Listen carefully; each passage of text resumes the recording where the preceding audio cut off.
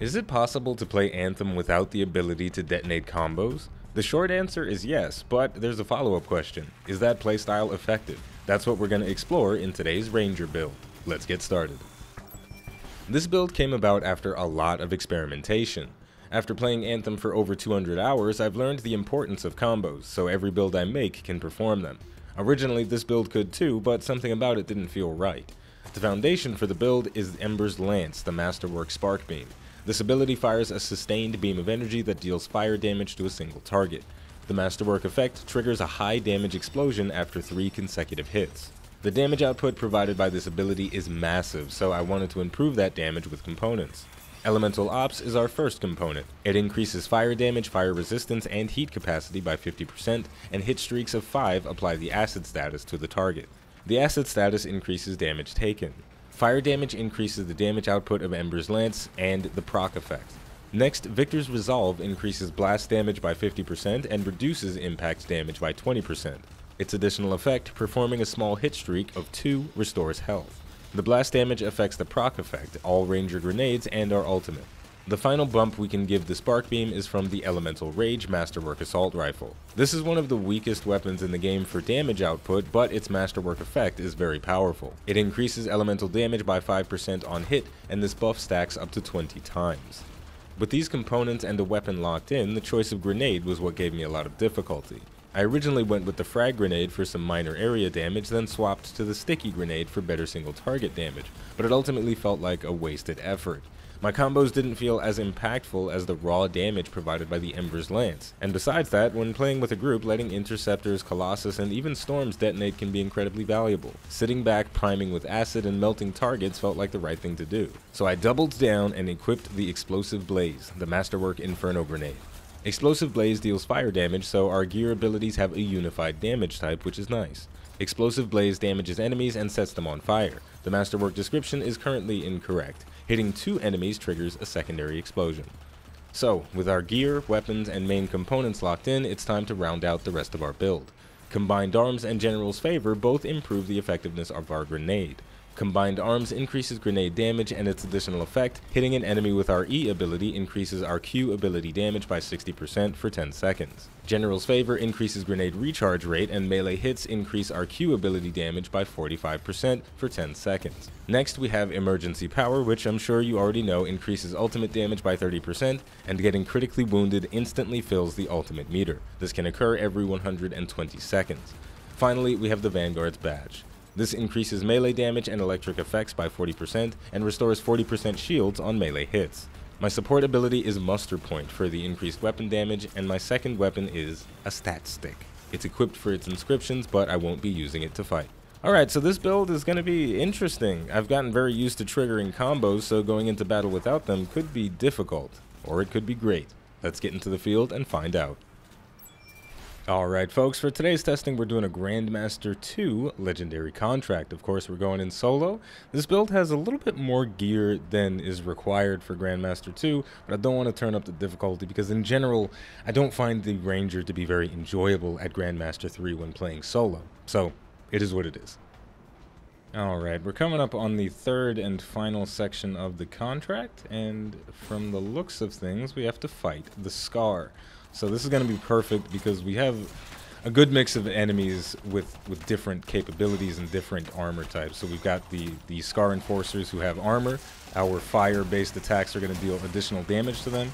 We've got shielded enemies from the Scar Hunters and Scar Scouts.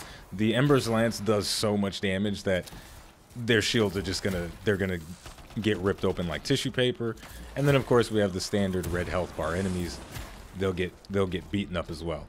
So what we're going to try to do, or what I'm going to try to do as best as possible, is keep all of my buffs running at the same time. So I want to keep 20 stacks of Elemental Rage going.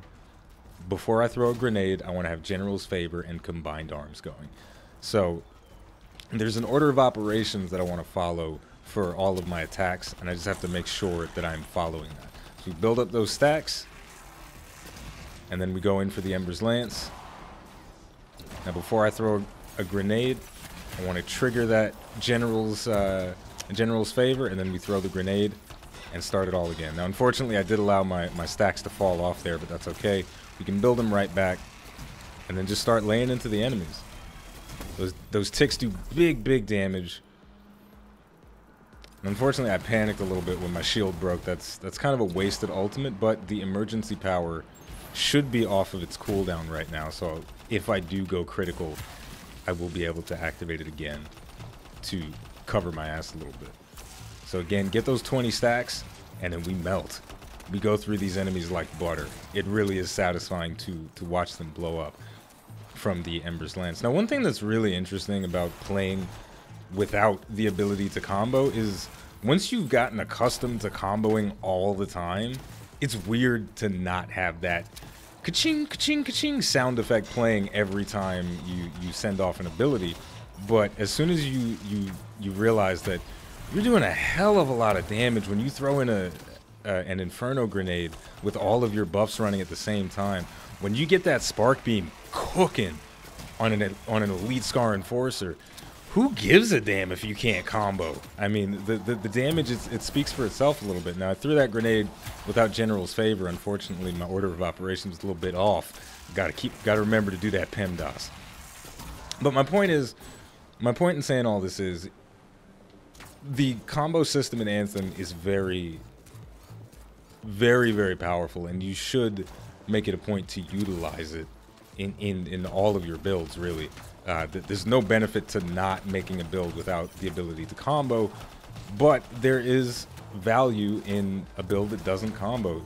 If you have the right abilities, you can do some high damage even without combos. And the cool thing about this build in particular is that I've got primers. I go in with my melee, I'm priming targets, getting nice setups for my teammates. I don't have maximum stacks of the Elemental Rage, but I wanted to get that guy burned. Should have gone in for a melee before throwing that Inferno grenade, but that grouping was so nice that I didn't want to risk them spreading apart a little bit. But now that they're sending out their flamethrower, that's perfect for me to just channel on them and get big damage. Don't want to let the Elemental Rage fall off, so we'll just shoot him a couple of times, and then bam, bam. Now we just got to deal with those hunters as they fly in the air. Can't set them on fire while they have the shield, but the Inferno grenade does a lot of damage. Let's challenge him. He's on the ground. We'll take him out. Using that Vanguard's badge to get my shielding back, but it looks like he doesn't want to fight. He's trying to run. He's gone. I was going to laser him in the butt. Oof, that was intense. We got one more wave of enemies coming. A targeted Scar that we got to deal with. Can I get a hit before my Elemental Rage wears off? Yes, I can. We have a Luminary. Let's get into it. Big hits. Just let it go. Wham. Wham. Wham. I mean, how amazing is that? We took out basically his entire health bar with one volley from the spark beam.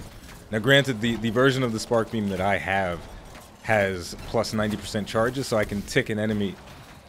I can tick an enemy 19 times. I can hit an enemy 19 times before having to let the ability recharge. But even if you don't get bonus charges, if you get like bonus damage instead of bonus charges, you're in a great spot with the Ember's Lance. Alright, here we go. We are approaching the first section of another legendary contract at Grandmaster 2. Let's talk about that order of operations. Build up those stacks with the Elemental Rage. Hello.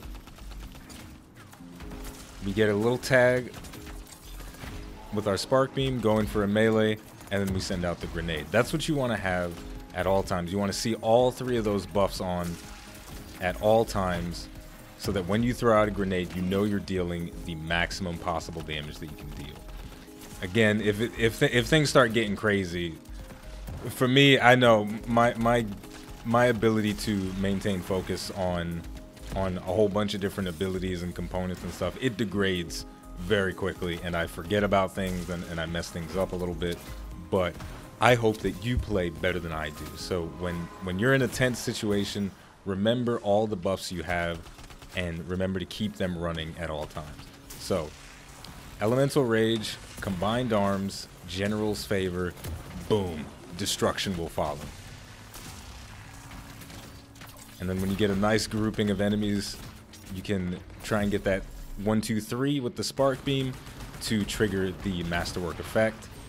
and reap the benefits of the area damage. The radius on the Ember's lance is not that large, but it's large enough that you can hit multiple targets if the grouping is tight enough.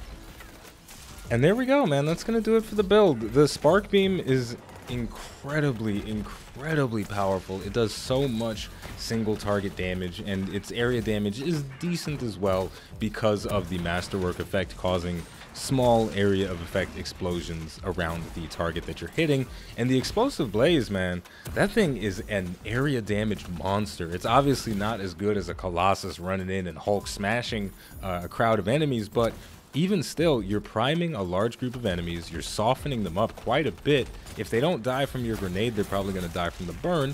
But if you're playing in a team, the Colossus can come in and just smash. Playing with an Interceptor, they can go in, get their combo aura, start doing work. So this build, it's providing priming support for your team from the Explosive Blaze and your Shock Mace, of course, and you've got crazy single target damage with the Ember's Lance, the Spark Beam. So you're still providing a lot of value to your team, even though you don't have the ability to combo, which is nice. It feels really good to play. Surprisingly better than I thought it was going to feel. I thought going in without the ability to detonate my own combos was going to be awful, and it wound up being pretty great, and that's a testament to the Spark Beam.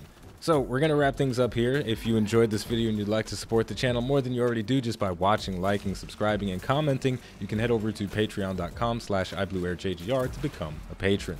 At this point, I've gone through pretty much all of the builds that I want to show off for the Ranger, Colossus, and Storm, so it's finally time to start working on that Interceptor. We're going to have an overview coming later this week, and then we start diving into those builds. Hopefully I get lucky with my drops. So, thank you for watching, and I'll see you next time.